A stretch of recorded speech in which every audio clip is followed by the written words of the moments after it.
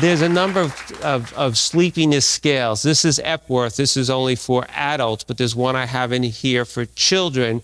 And Sydney scored a 16. And based upon that number, she had a high indication for either obstructive sleep apnea or narcolepsy.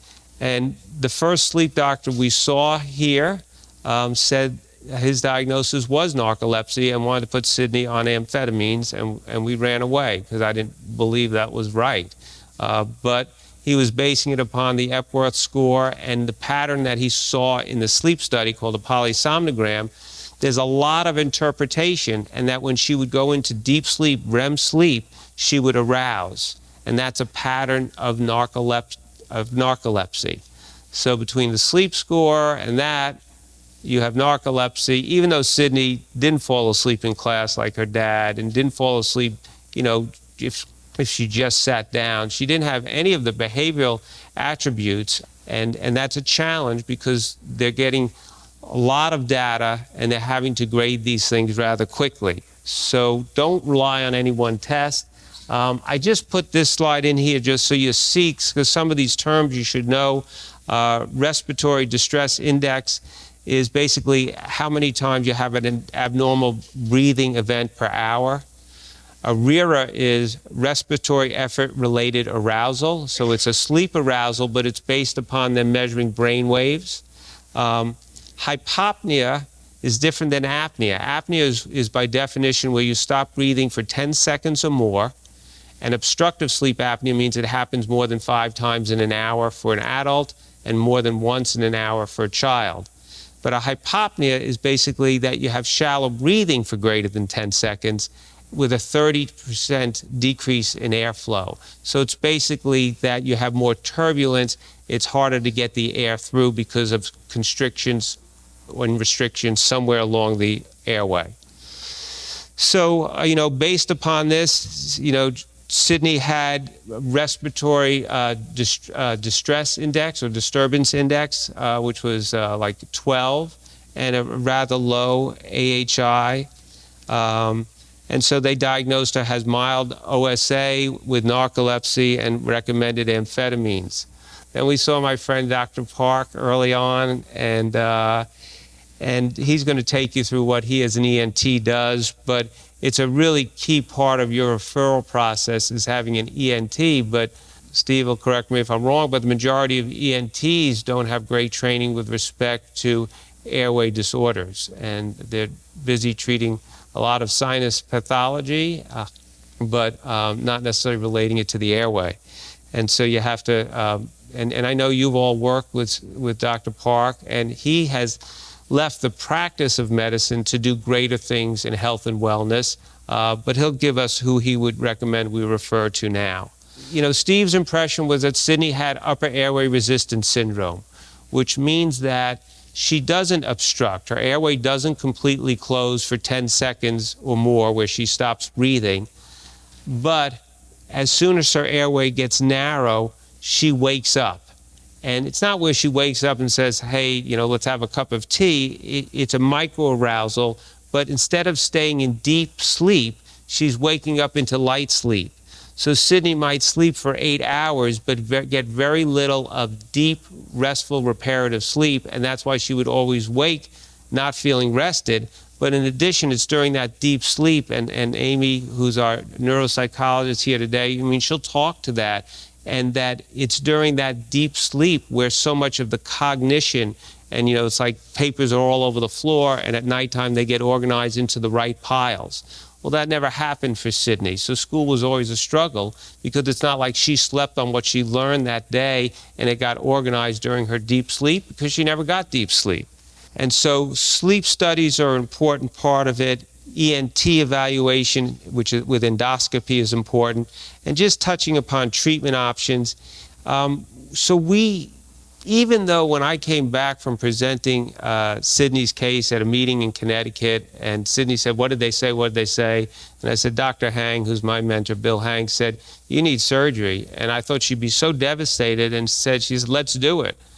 And I was like, really? She said, Dad, I'm so sick and tired of feeling this way. Will that make me feel better? And I said, yeah, I really think it will. But I said, we need to do the right things. I mean, we can't just jump into surgery. So we did myofunctional therapy. As I said, she's already been doing yoga and stress management, and she's eating healthy, and her weight was good, and she exercises.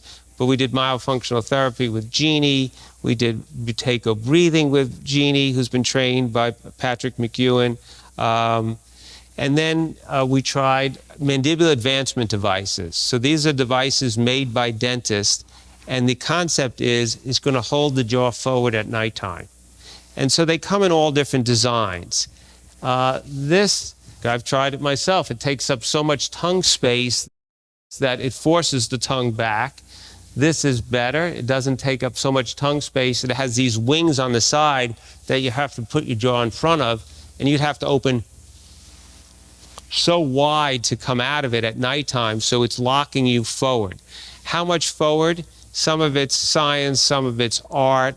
In Sydney's case, they did a home sleep study in one position, then patient can change to a different lower that brings her a little bit more forward and another little more forward, to seeing could we titrate it, how much forward would give her the best results.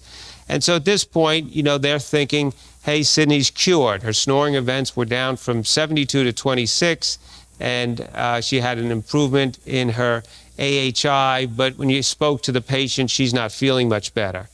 And so, and that's why I come back to, if we didn't think about how are you feeling, that qualitative assessment's really important. This is Sydney before surgery. And just note that the 6 to 6 width is something we measure between the first molars, and 32 is really narrow. And she's got beautiful teeth, but they're in the wrong place in her head. And that's what orthodontics can do at its lowest level, is create beautifully straight teeth. Fortunately, I never let them take out teeth on Sydney, but on many people, to get beautifully straight teeth, they take out one bicuspid on each side, and a lot of times 2 on the lower, which makes the arch more constricted, less tongue space, and they're pulling the teeth back, because that's how they close up all the spaces. Because you rarely, bicuspid's 8 millimeters. When you take out 2, it's 16 millimeters.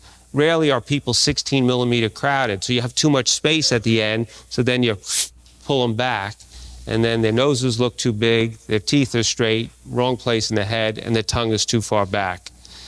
This is just Sydney after surgery, and it's how hard that recovery is, and you'd come away with it saying, that's the last thing I'd want to do.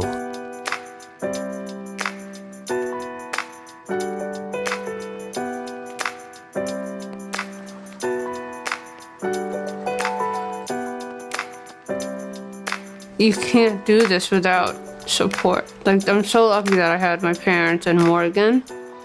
It was freaking hard. Be prepared. Oh, hold on. It's a lot of talking. I haven't done this much talking in a while.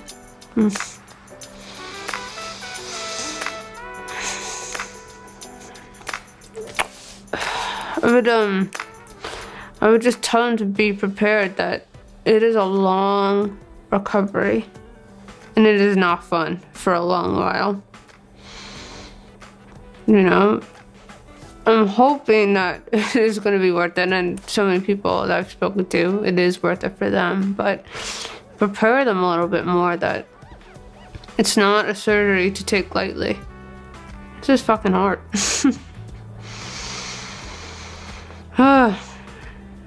Yeah, I'm at a better place now, so I'm not hysterically crying, but probably last week, if you ask me, it's like, get me out of this. Yeah.